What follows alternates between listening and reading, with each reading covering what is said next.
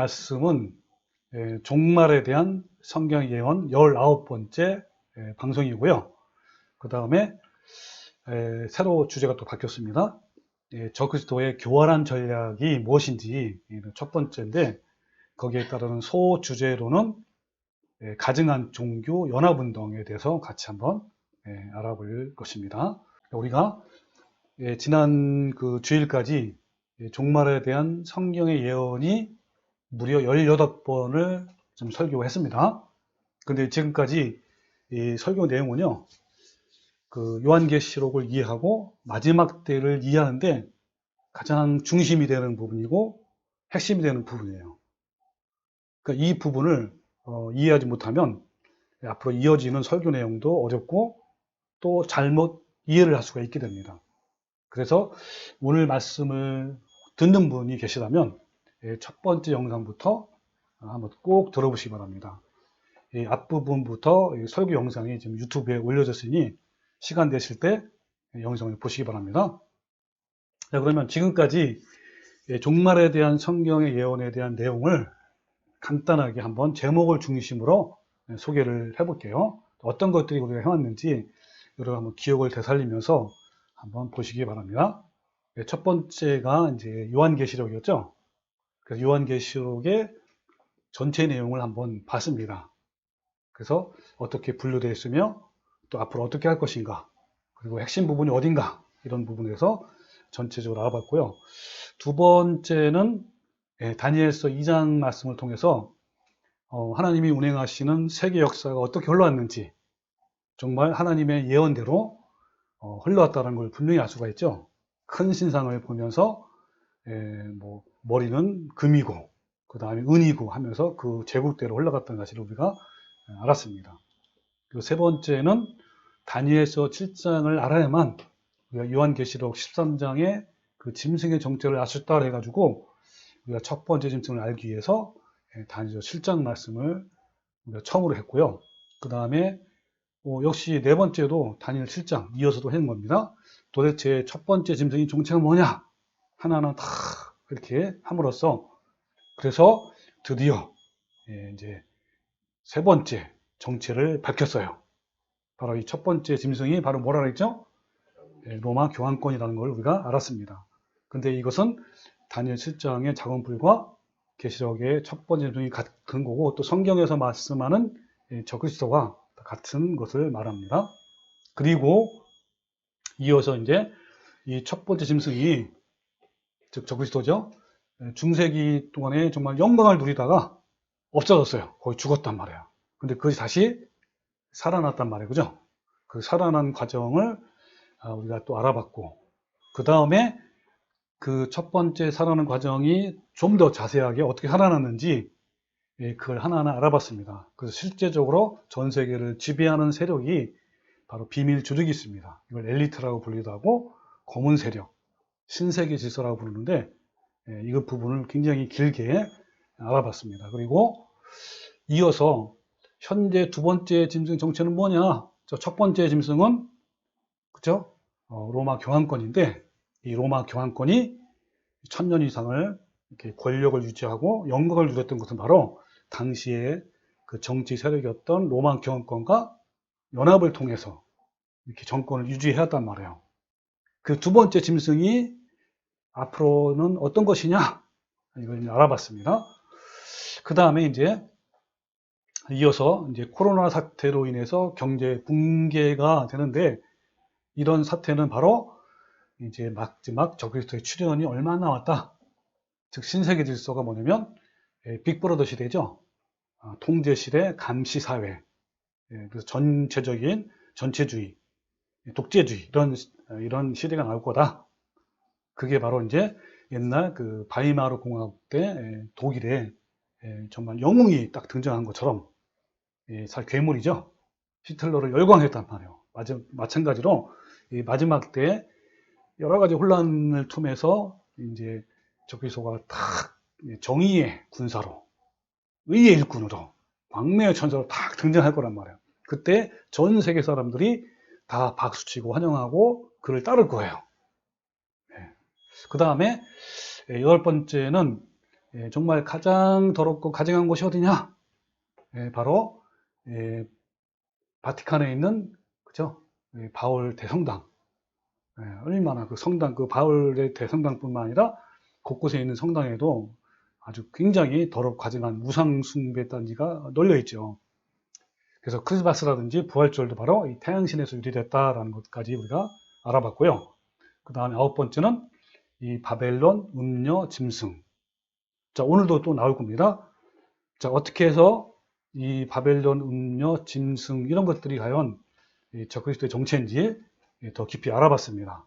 그래서 이들이 어떻게 정말 음녀가 됐는지 바벨론이 됐는지를 알아보는 시간을 가졌고, 그 다음에 지금부터 이제 그럼 짐승의 정체가 이렇다면 그럼 짐승의 표는 뭐냐?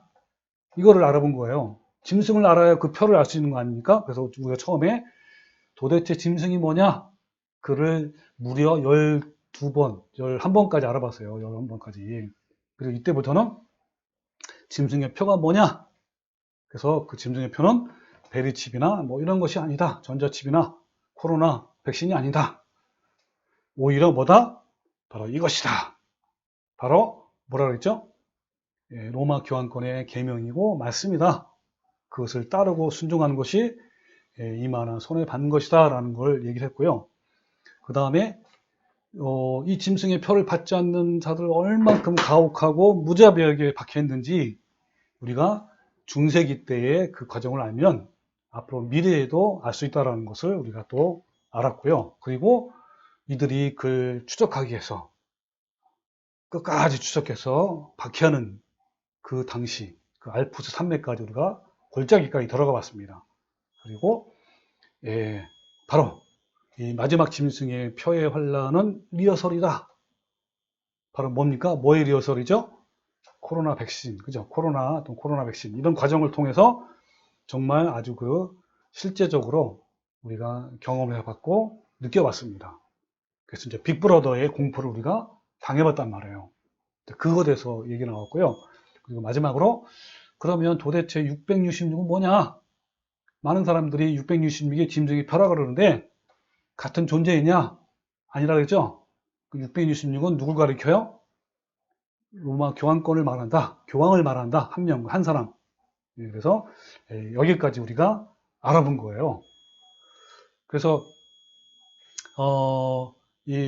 정말 이 부분이 얼마나 중요한지요. 이 부분을 알아야만 어때요? 미래에 일어날 일 예언의 말씀, 그러니까 요한계시록이나 다니엘서의 예언서를요 올바르게 이해할 수 있는 거예요.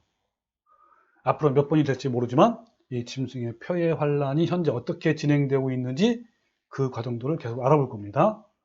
적그리스도의 목표를 알면요 미래가 보이는 거예요. 현재 모든 분야에서 권력을 가지고 있는 이 적그리스도의 목표는 뭐라 그랬죠? 오직 중세기 때에 누렸던 옛 영광과 명예와 권세를 다시 부활시키는 거예요. 이 목표를 이루기 위해서 아까 말한 비밀 조직을 만들었고 그들이 할 수 있는 모든 걸 다해서 현재는 준비가 다 돼 있어요. 그 적그리스도의 세력이 세계 경제의 붕괴와 또 전쟁, 기아 등 혼란을 일으키면서 이제 인류의 구원자로, 구세주로 화려하게 등장을 하게 될 겁니다. 적그리스도가 중세기에는요, 그때 당시에는 전 유럽을 통치하면서 영광을 누렸지만 결국 이제 마지막 때는 전 세계를 다스리고 통치하는 더 큰 영광을 누리게 될 거예요. 여러분, 유엔을 실제적으로 지배하는 자가 누군지 아세요? 바로 적그리스도예요. 아까 말하는 비밀 조직, 엘리트들. 이 적그리스도는 그들의 야심을 유엔을 통해서, 유엔은 제도권 아닙니까? 그걸 통해서 발표했어요. 이른바 뭐죠? 2015년에 발표한 건데 아젠더 2030. 앞으로 2030년까지 이루어야 할 꼭 과제를 17가지 의제를 제시했는데 그를 세 가지로 추격하면 뭐라 그랬죠? 간단히 말하면 하나의 정부, 하나의 경제, 하나의 종교 이겁니다. 현재 하나의 정부, 하나의 경제는 이미 이루어졌어요. 여러분 요즘에 진짜 전쟁은요. 뭐 총칼로 싸우는 게 아니라 경제 전쟁이에요. 그러니까 경제를 쥐고 있는 나라가 세력이 전 세계를 쥐고 있는 것 같은 거예요. 이미 전 세계의 모든 경제는 누가 쥐고 있다고요? 그렇죠. 엘리트들, 세계 엘리트들이 지금 장악하고 있단 말이에요. 예를 들면 뭐 금융이나 식량, 뭐 원유, 원자, 매스컴 이런 걸 다 그들이 쥐고 있어요. 자, 문제는 하나의 종교를 이루는 것이 과제로 남아 있는데, 그러나 이 하나의 종교도 이미 완성되어 가고 있어요. 바로 이른바 WCC, 세계 종교 연합회인데, 이 기구를 통해서 전 세계의 종교가 연합이 되어 가고 있고, 또 더 나아가선 통합이 되어 가고 있어요. 자, 앞에서도 몇 번을 소개했지만, 이 WCC는 현재 바티칸의 교황권을 중심으로 세워진 종교다원주의를 추구하는 강력한 조직이에요. 지금은 어떤 의미나 강제가 없죠? 그잖아. 의무적으로 가입해라. 이런 거 없잖아요. 근데 앞으로는 어떻게 할 거예요? 강요할 거란 말이에요. 강요. 네, 할 거란 말이에요. 그래서 이 종교다원주의는 예수님 외에, 기독교 외에 모든 종교에도 하나님의 구원의 역사가 있다. 또 타종교에도 뭐가 있다? 구원이 있다라고 하는 신앙 사상입니다. 그래서 앞으로 몇 번이 될지 모르지만 현재 어떤 교단과 교회가 연합을 하고 있는지, 참여하고 있는지, 또 얼마나 진행되어 있는지, 그리고 그 과정이 어떻게 진행되고 있는지를 오늘 조금 맞고 앞으로 계속 몇 번 이제 알아볼 겁니다. 자, 오늘 본문 말씀을 제가 보여드릴게요. 여기 계시록 17장이에요. 17장. 여러분, 계시록 17장은 아까 말한 적그리스도의 심판을 말해요. 어떻게 심판을 받을 것인지. 그 다음에 계시록 18장의 말씀은 이제 전 세계의 경제가 붕괴하는 그런 것이 나오는데, 자, 계시록 10장 1절 말씀을 한번 제가 보겠습니다. 또 일곱 대접을 가진 일곱 천사 중 하나가 와서 내게 말하여 이르되 이리로 오라. 많은 무리에 앉은 큰 음녀가 받을 심판을 내게 보이리라. 자, 여기는 무슨 말씀이라고요? 뭘 보여준다고? 자, 큰 음녀. 자, 큰 음녀가 받을 심판을 보이겠다라고 하는 거예요. 자, 큰 음녀가 누군지 한번 나중에 또 봅시다. 근데 큰 음녀는 어디에 앉아 있다고요? 물 위에, 그죠? 물 위에 앉았다 그랬죠? 자, 그리고 땅의 임금들도 그와 더불어 음행하였고, 땅에 사는 자들도 그 음행의 포도주에 취하였다 하고, 곧 성령으로 나를 데리고 광야로 가니라. 내가 보니 여자가, 이 여자가 누구죠? 잠깐만, 음녀다. 큰 음녀. 자, 음녀가 있고 큰 음녀가 있어요. 자, 이 여자는 큰 음녀를 말하는 큰 음녀가 붉은빛 짐승을 탔는데, 그 짐승의 몸에 하나님을 모독하는 이름이 가득하고, 여러분, 하나님을 모독하는 이름이 뭐죠? 나는 하나님이다 라고 하는 것이 모독하는 일이에요. 신성 모독하는 거죠.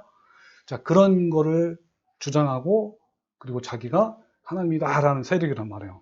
자, 가득하고 일곱 머리와 열 뿔이 있으며, 또 그 여자는 자주빛과 붉은빛 옷을 입고 금과 보석과 진주로 꾸미고 손에 금잔을 가졌는데 가증한 물건과 그의 음행에 더러운 것들이 가득하더라. 자, 그 다음 중요한 거예요. 그의 이마에 이름이 기록되었으니 비밀이라. 뭐라고요? 큰 바벨론이라 그랬죠. 자, 여러분, 비밀인데 큰 바벨론이란 말이에요. 큰 바벨론이 뭐란 말이에요? 앞에서 말한 큰 음녀란 말이에요. 또 앞에서 말한 이 여자라면 여자. 근데 이것이 또 다른 이름이 뭐예요? 큰 바벨론이다 그랬습니다. 그리고 이 바벨론이 뭔지를 또 나타내요. 더 자세히 나타내는 게 바로 그 다음 구절이에요. 뭐요? 땅의 음녀들과 가증한 것들의 엄이라 그랬어요. 무슨 말인지 알겠죠? 하였더라. 또 내가 봄에 이 여자가 성도들의 피와 예수의 증인들의 피에 취한지라 그랬습니다. 자, 여기서 일단 알 수 있는 게 뭐냐면, 이 큰 음녀는 곧 여자하고, 여자는 큰 바벨론으로 표현할 수도 있고, 그리고 결국 뭡니까? 땅의 음녀들과 가증한 것들의 어미, 이 어미란 말은 우두머리란 우두머리, 그런 뜻이에요. 자, 대충 무슨 말인지 알겠죠? 근데 결국 요한계시록 17장의 말씀은 뭡니까? 이 큰 음녀, 큰 바벨론의 심판을 말하는 거야. 그 뒤 다음 구절로 하면 이들이 어떻게 심판을 받는지 나와 있어요. 자, 그러면요, 이 아까 말한 그의 이마에 이름이 기록되었으니 비밀이라 큰 바벨론이라 땅의 음료들과 가증한 것들의 어미라라고 했잖아요. 자, 여기서 이 바벨 또는 바벨론이라는 이러한 이름이 나올 때는요, 항상 여러분이 생각을 할 게 있습니다. 근데 이 바벨과 바벨론이라는 이름이 맨 처음에 쓰인 것이 어딘지 아세요? 바로 창세기 11장에 나와 있어요, 처음으로.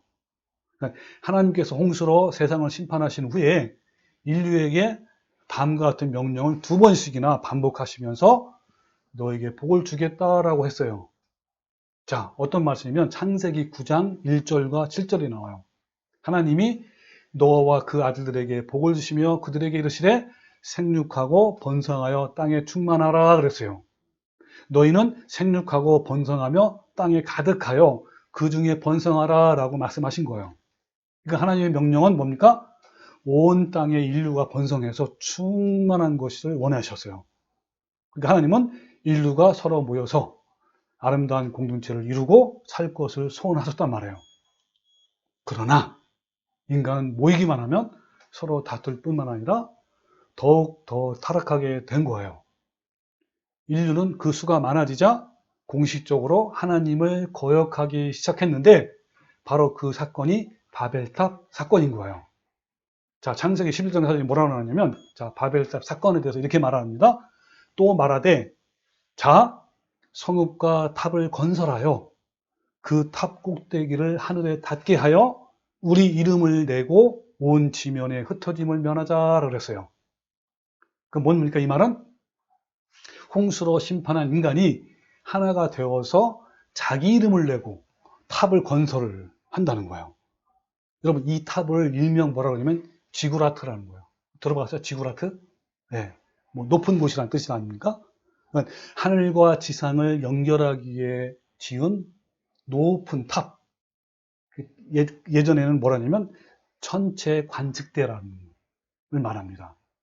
지구라트는 별자리 움직임을 통해서 인간의 운명을 점치는 일종의 점성술이에요.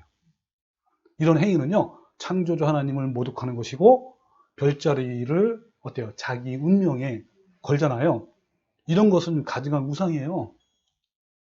이 가증한 목적으로 이 지구라트를 만들었고 그때 당시에 총책임자는 니무롯이에요. 타락한 인간은 하나님의 명령을 거역하여 인간적인 연합을 이루려고 한 것이 바로 바벨탑 사건이에요. 이 점성술은 하나님의 반대가 되는 사상이고 가증한 우상 숭배인데 이러한 사상을 무장해서 온 세상 사람들을 하나로 묶으려고 하는 시도가 바로 뭐라고요? 바벨탑 사건. 이거를 바벨 또는 바벨론이라고 한 거예요. 자, 이것은 최초로 인간이 하나님을 대항하기 위한 저그리스도의 사상의 연합체인 거예요. 자, 그 기억하세요. 이 바벨탑, 바벨론 하면 바로 바벨탑 사건이라는 것을 여러분 기억하시고요. 예, 이들을 본 하나님께서는요, 이들이 뭉치면 싸우고, 뭉치면 또 너무 악하고, 뭉치면 하나님을 거역하는 것을 보시고, 하나님께서 내려오셔서 그들의 언어를 혼잡게 하셨고, 그들을 온 땅으로 흩으신 거예요. 그래서 그들은 탑쌓기를 중단할 수밖에 없는 거예요. 바로 이러한 사건에서 혼합시키다, 혼잡시키다라는 의미가 바로 바벨 뜻이에요. 바벨론. 자, 바벨과 바벨론은 어떤 의미라고요? 혼합시키다, 혼잡시키다. 이런 의미가 바로 바벨, 이런 뜻이에요. 바벨. 자, 그래서 그 과정을 제가 한번 성경에 보면요. 창세기 11장 5절에 있는 말씀이에요. 제가 읽어볼게요. 여호와께서 사람들이 건설하는 그 성읍과 탑을 보려고 내려오셨더라. 여호와께서 이르시되 이 무리가 한 족속이요 언어도 하나이므로 이같이 시작하였으니 이후로는 그 하고자 하는 그 일을 막을 수 없으리로다. 자, 우리가 내려가서 여기 우리가 누굽니까? 하나님과 성령님과 예수님이에요. 삼위일체.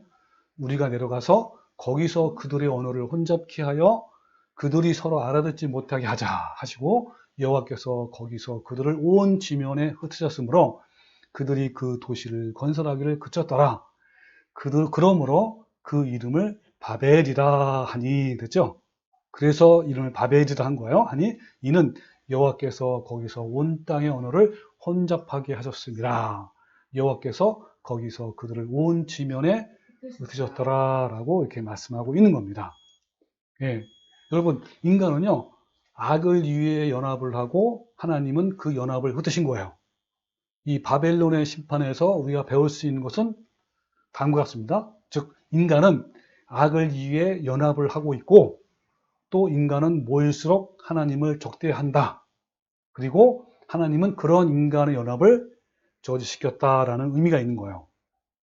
여러분, 인간은요, 창세기 11장의 이 연합에서 그치지 않고요, 타락한 인간은 기회가 있을 때마다 바벨탑을 쌓으려고 계속 해온 거예요. 그리고 하나님은 그런 연합을 허락하시지 않으시고 다 부신 거예요. 그런 것이 역사가 말해주고 있어요. 다시 말해 창세기 11장의 바벨탑 역사는 인류의 역사와 함께 지속되어 왔습니다. 역사 가운데 이 창세기 11장의 바벨탑은요, 끊임없이 시도되어 왔지만 하나님은 한 번도 허락하지 않으신 거예요. 기껏해야 유럽에서 몇 번의 제국이 형성되었지만 그 제국은 전 세계가 아니고 유럽에 한정된 거예요. 근데 그나마 존재했던 제국이 로마 제국 이후부터 유럽이 다시 연합하는 것조차 하나님은 허락해서 안 했어요? 허락을 안 했죠? 우리 지난번 배운 거 아시죠? 이런 제국들이 있었단 말이에요. 그러자 마지막 나라가 뭐라고요? 바로 발가락이죠? 이 발가락은 뭐라 그러겠죠? 이 발가락은 볼까 한번? 네. 여기 있는 것처럼 왕께서 철과 진흙이 섞인 것을 보셨은즉 그들이 서로 다른 인종과 서로 섞일 것이나 피차에 합하지 아니함이 철과 진흙이 합하지 아니함 같으리라. 이게 이제 제국이 10개 나라로 쪼개진 거 아니에요? 근데 합치려고 했다고, 그죠? 근데 뭐라 그랬죠? 합하지 못할 거라 그러잖아요. 그래가지고요, 여기 보시면 뭐, 뭐 작센 전쟁을 통해서 이렇게 시도를 했고요. 그 다음에 또 카할 대제가 어마어마한 또 이것을 통해서 이제 합하려고 했단 말이에요. 근데 합하지 못했죠. 그 다음에 프랑스 루이 14세가 여러 가지 전쟁을 통해서 또 합치려고 했단 말이에요. 망했어요. 나폴레옹도 정말 기적적으로 망했죠. 거의 다 할렸지만. 그 다음에 히틀러도 어때요? 정말 이 영국만 마지막 남은 영국인데 거기서 좀 패배했지 않습니까? 망했단 말이에요. 그리고 드디어 지금 연합이 됐죠. EU라는 나라가 유럽이 연합이 됐어요. 여러분, 이것은 뭘 말하는 거죠? 요즘 뭐 전 세계가 이제 유럽뿐만 아니라 전 세계가 서로 연합이 될 것을 하나의 사인이에요. 이런 것을 여러분 지난번에 같이 알아봤습니다. 자, 성경에서는요, 그리스도의 재림 직전에 하나님께서 딱 한 번 잠깐 동안 전 세계적으로 바벨탑을 성공적으로 쌓도록 허용해 주실 것이라고 예언하고 있어요. 이 마지막 때 적그리스도를 통해서 세계적으로 연합이 이루어질 것이라는 예언이 바로 아까 말한 계시록 17장과 18장에 기록되어 있단 말이에요. 여러분 아까 읽은 계시록 17장에 나타난 큰 바벨론은, 이 큰 바벨론이 뭐예요? 그러니까 전 세계적인 연합체란 말이에요. 이 바벨론은 큰 음녀, 땅의 음녀들과 가득한 것들의 어미, 여자로 묘사를 하고 있잖아요. 그래서 이 계시록 10장이 묘사되는 큰 바벨론은 전 세계적인 연합을 말하는데 어떤 연합일까요? 아까 여러분 아젠다 2030이 세 가지 연합이잖아요. 그 중에 이 계시록 10장에 있는 이 연합은 어떤 의미를 말할까요? 바벨은 바로 금방 알 수가 있어요. 큰 음녀 또는 여자, 이걸로 상징을 말하는데 이 상징을 무엇을 의미하는지 알게 되면 어떤 연합인지 우리가 금방 알 수 있단 말이에요. 여러분, 큰 바벨론은 순결치 못한 여인, 곧 음녀라는 상징으로 표현했는데 성경에서 음녀는 뭐죠? 하나님만 믿고 경배를 해왔던 성도나 교회가 배도하고 배신하고 세상신을 섬기고 숭배하고 세상에 빠지고 우상 숭배하는 걸 말하는 거예요. 그러니까 뭐예요? 이 계시록 10장에 있는 큰 바벨론의 정체는 뭡니까? 바로 종교연합. 연합은 연합인데 뭐예요? 무슨 연합? 종교 연합을 말하는 거예요. 그 종교 연합도 유럽만 연합하는 거야? 전 세계예요. 전 세계예요. 중세기 때의 연합은 어디 연합이었어요? 유럽의 연합이었잖아요. 유럽만. 근데 지금 이 종교 연합은 전 세계를 연합하는 그 종교 연합이란 말이에요. 그리고 요한계시록 18장에는 또 다른 바벨론이 또 나와요. 즉 또 다른 세계적인 연합을 말하는데 그 연합을 말하는 이제 정부와 경제 연합입니다. 이 부분에 대해서는 나중에 알아볼 거예요. 자, 우리는 예수 그리스도의 재림 직전에 인간들이 창세기 11장 이후, 즉 바벨탑 사건 이후입니다. 마침내 세 가지 연합, 정치, 경제, 종교, 이거의 바벨탑을 완성해낼 것이라는 점을 우리가 이 계시록 17장과 18장을 통해 알 수가 있는 거예요. 자, 힘으로시 완성하지 못한 이 세 개의 연합체인 바벨탑은요, 하나의 종교 세력에서 나오고 또 다른 하나는 뭐요? 정치와 정제 세력에서 나옵니다. 다시 뭐라고요? 하나는 어디에서 나와요? 종교 세력에서 뭐가 나와요? 종교 연합이 나오고, 또 하나는 정치와 경제 세력에서 뭐 나와요? 정치, 경제 연합이 나오는 거예요. 네. 자, 이 부분에 대해서는 우리가 계시록 13장에 등장하는 두 짐승 아시죠? 두 짐승. 네. 하나는 뭡니까? 바다에서 올라나오는 짐승인데 종교 세력이잖아요. 로마 교환권이고, 또 다른 짐승은 저 땅에서나 올라오는 짐승인데 이 짐승은 무슨 세력이에요? 정치 세력 아닙니까? 같은 거예요. 자, 우리는 지금까지 중세기의 1000년 동안 이 두 짐승의 세력의 연합을 통해서 유럽을 다스렸잖아요. 이제 앞으로 전 세계를 다스릴 것을 말씀하는 거예요. 자, 전 세계를 다스린다는 의미는 뭘 말하는 겁니까? 유럽을 다스린다는 말은 뭘 말해요? 세계연합이에요, 세계연합. 뭐죠? 유럽에서의 정치, 경제, 종교 연합을 말하는 거고, 전 세계의 연합을 뭘 말합니까? 다스린다는 건? 그 전 세계죠. 전 세계의 정부, 정제, 종교 연합을 말하는 거예요. 그러므로 우리는 어때요? 계시록 13장, 18장이 바로 요한계시록 13장의 두 짐승에 대한 말씀이라는 걸 알 수가 있어, 없어요? 있어요. 자, 볼까요? 자, 동일한 존재입니다. 계시록 13장의 두 짐승. 어때요? 이때 계시록 13장의 두 짐승이 어떻게 단행되고 어떻게 번영했는지를 말씀한 거고, 계시록 17장의 큰 음녀, 큰 바벨론 여자는 뭐야?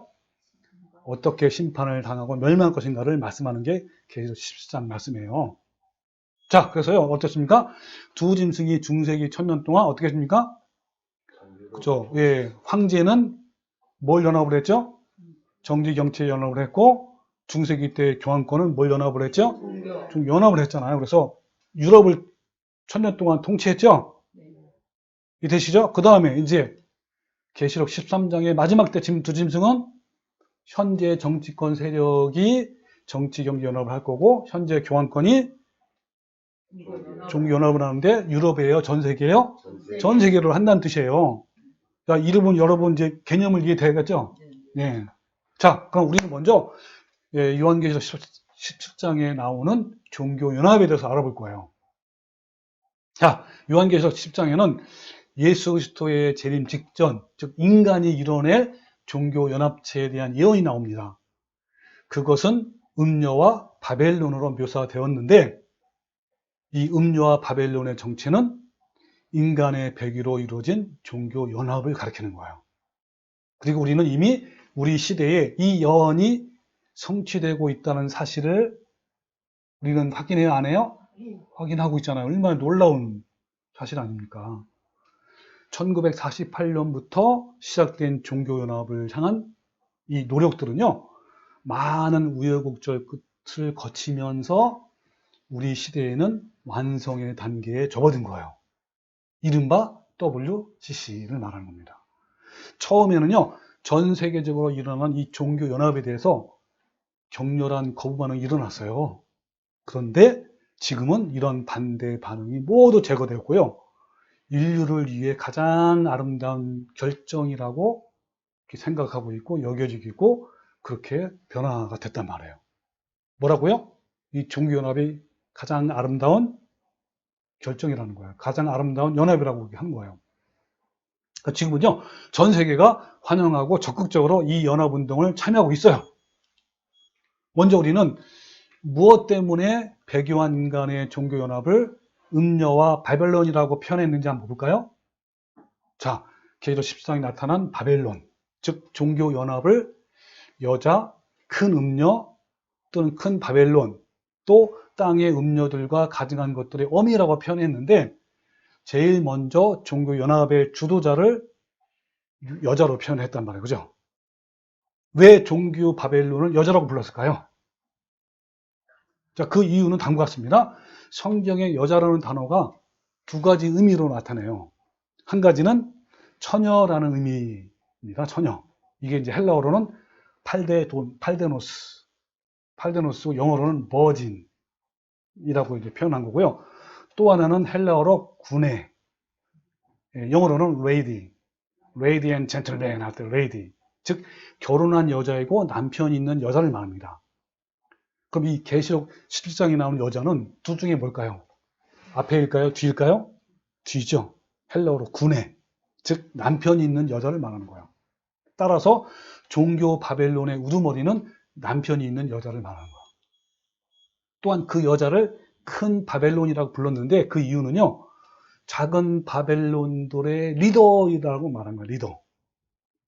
그러니까 이 작은 바벨론은 뭐냐면 이 연합 사상을 가진 그 자들이란 말이에요. 그거의 리더라는 것을 말하기 위해서 큰 바벨론이라고 표현한 거예요. 그래서 이것을 이해하기 쉽도록 표현한 것이 그 뒤에 또 나와요. 뭐라고 나왔죠? 땅의 음녀들과 가증한 것들이 어미라고 표현하잖아요. 어미라고. 여러분, 어미라는 말이 뭐라고요? 우두머리, 두목. 그 다음에 최고, 대표자, 이런 뜻을 갖고 있단 말이에요. 또한 그 여자를 음녀라고도 표현했죠. 음녀. 이 음녀는 헬라어로 포르네인데, 음녀는 음행을 하는 여자라는 뜻이잖아요. 이 헬라어로 두 가지가 있어. 두 가지 헬라어로. 하나는 모이키아, 또 하나는 포르네이아. 그러니까 이 둘 다 성적인 부도덕과 타락을 말하는 단어이지만 그 행위의 책임자가 누군가에 따라 다른 거예요. 이 모이키아는요, 남자가 유부녀를 꼬셔서 범하는 행위입니다. 즉 여자를 유혹하거나 성폭행하는 것으로 성범죄의 유혹의 시작이 남자에게 있어요. 근데 이 포르네이아는요, 그 시작이 여자에게 있는 거예요. 남편이 있는 유부녀가 다른 남자를 성적으로 유혹해서 성적인 타락에 빠지는 경우를 말합니다. 그래서 로마 당시에 포르네이아를 창녀라고 했어요. 예수님께서 말씀하시는 걸 제가 잠깐 말씀드리면 이렇게 말씀하고 있습니다. 마태복음 19장 19절에 내가 너희에게 이르노니 누든지 음행한 이유 외에 아내를 버리고 다른 데 장가드는 자는 간음한 자 그랬어요. 이때 여기 음행이 뭐냐면 포르네이아. 그러니까 무슨 말이죠, 여러분? 예수님 말씀은 그러니까 아내가 남자의 유혹에 빠져 성적 부정을 저질렀을 때는 이혼 사유가 될 수 없어요. 그러나 부정을 아내 쪽에서 시작했다면 이혼 사유가 된다는 말이에요. 따라서 이 요한계시록 10장의 여자는 어때요? 큰 바벨론이고 땅의 음녀이고 가증한 것들의 어미, 즉 뭡니까? 포르네이아, 즉 타락한 여자를 말하는 거예요. 자, 우리는 이 계시록 10장에 나오는 이 단어들로 이 바벨론의 성격을 충분히 알 수가 있죠. 자, 요약하면 이런 거예요. 자, 이미 이 바벨론은 이미 결혼해서 남편이 있는 여자다. 그런데 그 여자는 자발적으로 창녀가 되었다. 그리고 또한 이 여자는 다른 이들을 타락한 길로 인도하는 리더이다. 그리고 거대한 연합체를 구성한다라는 것도 의미하죠. 그래서 이미 결혼해서 한 남편의 아내가 된 여자를 말하는데 그런 표현은 구약에서 흔히 사용된 표현이에요. 하나님은 하나님의 백성으로 부르신 이스라엘을 영적인 의미로 그렇게 부른 거예요. 그러니까 하나님은 남편이고 이스라엘은 뭐다? 아내다라는 거, 아내. 자, 그것을 한번 잠깐 성경을 볼게요.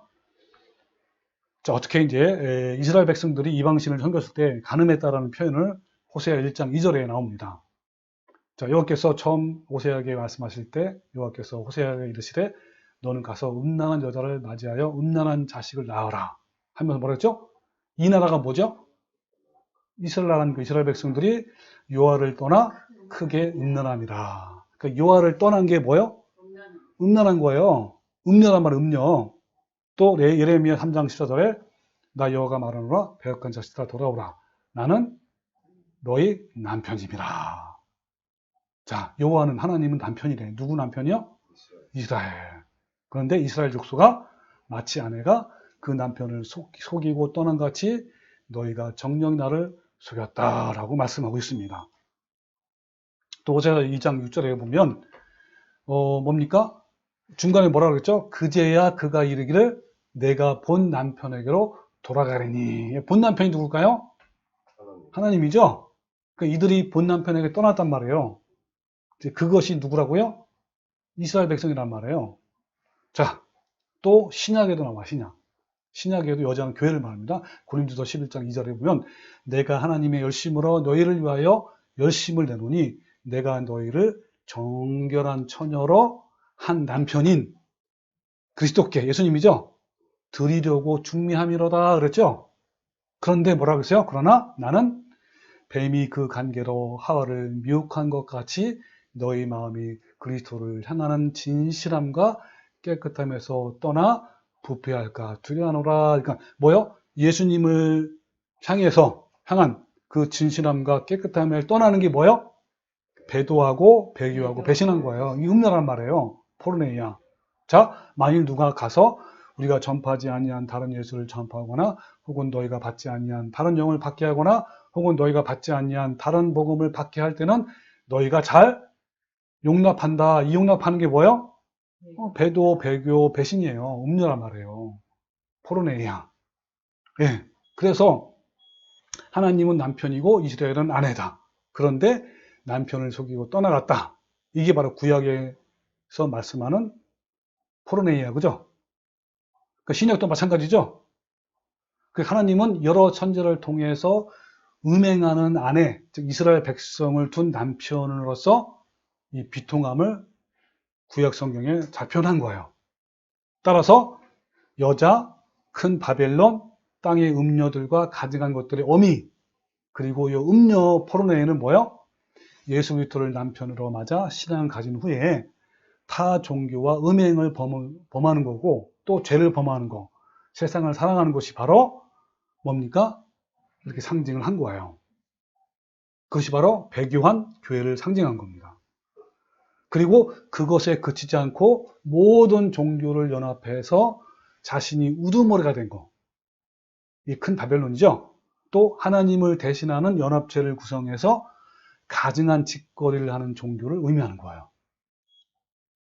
결론적으로 큰 음녀와 큰 바벨론은 전 세계의 종교의 우두머리를 말하는 거야. 그러면 잘 보세요. 큰 음녀, 큰 바벨론, 땅의 음녀들과 가증한 것들의 어미는 배교한 종교 세력을 말하는데 이 정체는 무엇일까요? 전 세계의 종교를 연합해서 자신을 모든 종교의 우두머리, 즉 하나님이다라고 칭하는 이 정체는 누구일까요? 예, 맞습니다. 그 정체는 바로 중세기에는 로마 교황권이고 현재는 바티칸의 교황권이에요. 큰 음녀와 큰 바벨론이라 불리는 이 정체를 어떻게 설명했는지 성경에도 볼게요. 자, 봅시다. 야, 여기 보면 많은 물 위에 앉은 큰 음녀 그랬죠? 무슨 뜻이죠? 밑에 보세요. 15절에. 뭐라 그랬죠? 또 천사가 말하되 내가 본 음녀가 앉은 물은 백성과 무리와 열국과 방언들이다. 이 무슨 말이에요? 백성과 무리와 열국, 방언이 뭐죠? 전 세계 사람이라는 거예요. 그러니까 뭐예요? 많은 물이 앉은 음녀라는 뜻이 뭐죠? 앉았다는 말이 뭐예요? 군림하다, 지배하다, 통치하다, 다스리다는 뜻 아닙니까? 그러니까 전 세계를 통치하고 다스리는 큰 음녀라는 뜻이죠. 그죠? 그 다음에 그걸 심판한단 말이에요. 자, 또 땅의 임금들도 그와 더불어 음행하였고, 첫 번째. 두 번째는 땅에 사는 자들도 그 음행의 포도주에 취했다라는 말이에요. 여기 땅의 임금이 뭐죠? 오늘날 말하면 대통령, 총리 뭐 이런 거 아닙니까? 예, 더불어서 같이 이제 연합했단 말이에요. 또 땅에 사는 자들, 온 세상 국민들도 그 음행에 취했다라는 말이 뭐죠? 역시 동참했다는 말, 연합하고 숭배하고 따랐단 말이에요. 세 번째, 여자가 붉은 빛 짐승을 탔다라는 말이고, 또 네 번째는 그 짐승의 몸에 하나님을 모독하는 이름이 가득했다. 뭐라 그랬죠? 나는 하나님이다라고 하는 존재란 말이에요. 또 다섯 번째, 그 여자는 자줏빛과 붉은 빛 옷을 입고 금과 보석과 진주로 꾸미고 손에 금잔을 가졌다 그랬죠? 다시 여섯 번째는 뭐예요? 또 내가 보매 이 여자가 성도들의 피와 예수 증인들의 피에 취했다는 말이 뭐죠? 박해를 말한 거 아니에요. 이들이 어마어마무시하게 사람들을 죽이고 성도를 죽이고 거기에 취했단 말이에요. 성도들의 피에 취했다는 게 뭐예요? 그들의 순교의 피에 취했다는 거 아닙니까? 네? 자, 그럼 볼까요? 첫 번째, 땅의 임금들도 그와 더불어 음행했다라는 말이, 여러분 히틀러랑 롬 교황권이 서로 악수하잖아요. 서로 같이 연합하자 축복 기도했고요. 이렇게 축복한 거 아닙니까? 네? 바로 땅의 임금들도 취했단 말이에요. 이렇게 누구도요? 히틀러가. 그 다음에 여기 보면요, 장례식에 참여한 그 사람들 보니까 조지 부시 미국 대통령, 그리고 로라 부시 여사, 또 아버지 부시 대통령, 그리고 빌 클린턴 또 대통령, 또 뭐 콘돌리자 라이스 미 장관이죠. 이렇게 올린 거예요. 또 오바마죠. 그 다음에 푸틴 대통령. 푸틴은 지금도 대통령이야. 그 다음에 엘리자베스 여왕, 그리고 유럽 연합 의장, 그 다음에 세계은행 김용 총재, 타이완 대통령, 그리고 클린턴. 그다음 맨 밑에 누구요? 현재 대통령 누구죠? 바이든 대통령이죠. 그 다음에 박근혜 대통령이 그때 당시에 우리나라에 교황이 와사나스 방문할 때 얼마나 여러분 연합 이렇게 환영을 했는지요. 여러분 다 아실 거예요. 두 번째, 땅의 임금들도 그와 더불어 연합해 음행했고, 첫 번째죠. 누구죠, 이분은? 그치, 현 대통령, 문재인 대통령이죠. 두 번째는 뭡니까? 땅에 사는 자들도 그 음행의 포도주에 취했어, 안 취해서? 얼마나 환영하는지요. 여러분, 전 세계 사람들은요, 이 교황을 의의 일꾼, 광명의 천사로 지금 알고 있어요. 다 따른단 말이에요. 예? 우리나라에 왔을 때 어떻습니까? 얼마나 환영하는지요. 정말 이 교황을 환영하기 위해서 여러 가지 행사를 했잖아요. 예? 전 우리 국민들이 환영했단 말 기억나 안 나요? 기억나죠? 예. 그리고 여자가 붉은빛 짐승을 탔는데, 이 말은 무슨 말이에요? 많은 물 위에 앉은 큰 음녀라는 뜻이에요. 예, 여기로는 그 전 세계에 앉아 있잖아요. 그죠? 예, 앉아 있는 이 여자, 큰 음녀를 말합니다. 그 다음에 그 짐승의 몸에 하나님을 모독하는 이름이 가득 차렸죠? 교황은 자기 보고 뭐라고요? 나는 하나님이다 그랬단 말이에요. 하나님의 대리자라고 그랬잖아요. 하나님의 대리자. 여러분, 우리 지난번에 배운 거 있죠? 교황이 쓴 삼층관, 비카리오스 펠리데이. 뭐라고요? 하나님의 아들의 대리자. 이 말은 무슨 말이에요? 나는 하나님이다 라는 거예요. 이 필리데이를 해보니까 뭐라고요? 666이다 라는 겁니다. 다섯 번째는 그 여자는 뭐라고요? 자줏빛과 붉은 옷을 입었어요. 그죠? 입었어, 안 입었어요? 입었단 말이에요. 이 사람들은요, 입었다 하면 자줏빛 하면 붉은 옷이에요. 다른 거 아니에요. 그 다음에 금과 보석과 진주로 꾸몄다 그랬죠? 온갖 전부 다 장식이요. 금 아니면 보석 아니면 진주예요. 여러분, 현재 살아있는 교황만 그런 게 아니라 또 보여줄까 한번요. 여기도 보세요. 전부 다 이 3층관이고 전부 다 진주와 보석과 금이에요. 또 여러분, 죽은 사람도요, 금과 보석과 진주로 꾸몄어요. 예, 죽은 사람조차도요. 이해됩니까? 자, 그 다음에 손에 뭐라고요? 금잔을 가졌는데 이 사람들이 갖고 있는 전부 다 잔은 무슨 잔이에요? 금잔이라 금잔. 너무 놀랍죠, 그죠? 예, 얼마나 여러분 대단합니까? 그 다음에 또 내가 봄에 이 여자가 성도들의 피와 예수의 증인들의 피에 취한지라 그랬죠?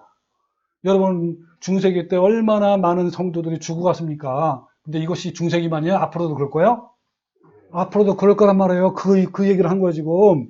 그래서 여러분, 얼마나 많이 철갑녀로 막 고문도 하고요. 매달아 죽이기도 하고요. 종교 재판에서 수많은 참성들이 죽었단 말이에요. 이렇게 어마무시하게. 그 다음에 이구노 대학살처럼, 정말 어마어마하게 이렇게, 예, 취했단 말이에요. 자, 우리가 지금까지 6가지, 7가지를 다 봤는데, 누구를 가리키죠? 교황이야, 교황권이에요. 여러분, 큰 음녀, 여자, 큰 바벨론, 땅의 음녀들과 가증한 어미, 누구라고요? 교황이란 말이에요. 예. 현재 모든 분야에서 권력을 가지고 있는 적그리스도의 목표는 분명히 뭐라 그랬죠? 오직 중세기 때 누렸던 옛 영광과 명예와 권세를 부활시킨 거란 말이에요. 그래서 이 목표를 이루기 위해서 비밀 조직을 만들었고요. 할 수 있는 한 모든 걸 다해서 그래서 현재는 어떻습니까? 이 종교 연합운동도 이미 완성된 게 이런 거예요. 이른바 WCC.